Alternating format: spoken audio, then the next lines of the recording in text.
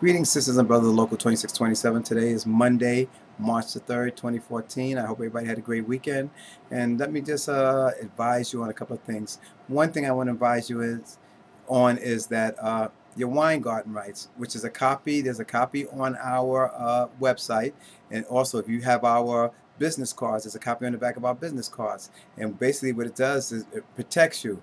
You have the right to have union representation anytime you meet with management when it's something that could lead to a disciplinary problem.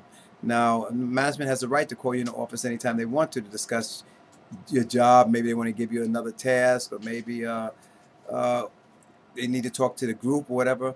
But in any case, if you see that this is leading to disciplinary and it looks like they're going to put something in your folder, something like that, you need union representation. Please, and I'm saying please, make sure you have union representation, because they will put things in your folder and they will keep on building up, and it will be called progressive discipline. And then when they come out and they do drop the hard charges on you, it's hard for you to beat them because they have this other stuff backing them up. So before you do anything like that, please make sure, and I'm using the word please again, that you have union representation. Do not try to do this on your own. Another issue is, and we got burned twice. We, meaning 2627, got burned twice in this last week. Members didn't tell us the truth.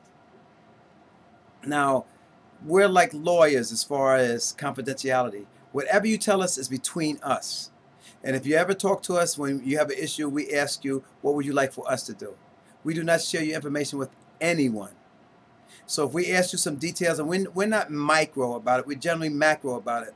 But if you cannot withhold documentation or information because you don't think we're going to find out, we're going to find out only because management is going to put it out there when we say you didn't do this or you didn't do that, or a member says, well, I applied for this or I filed for this and they never did it, and then management produces a sheet of paper saying, oh yes they did it on this date, and they show you the signature on it. You can't do stuff like that because it cuts the credibility of the local.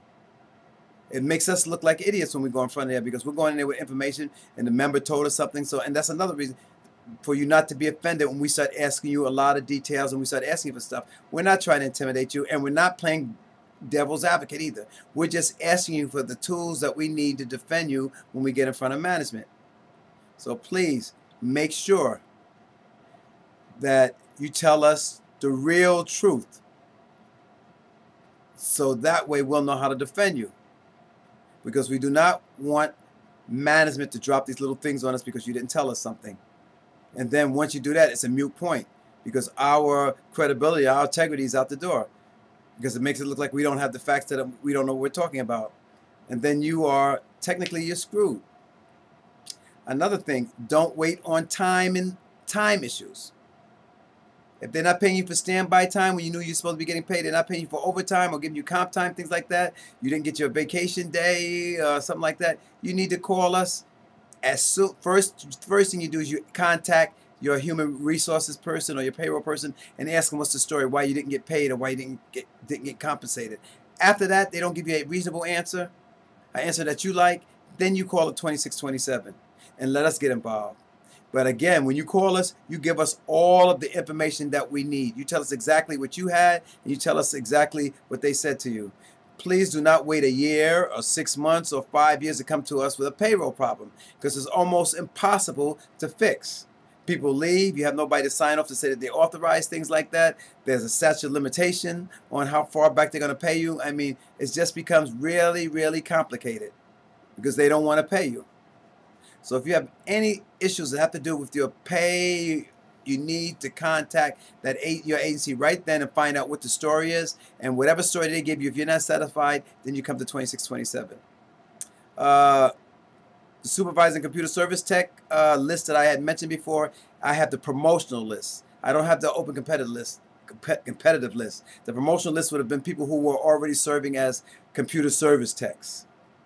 So if you took the Supervising Computer Service Tech promotional exam, then I do have that list and can tell you who I have on that list.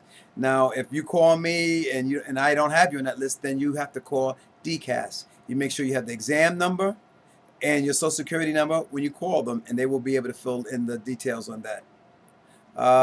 The last thing I want to talk to you is about education. I got a request last week from DC37 so that we could submit to DCAS the exams that we need.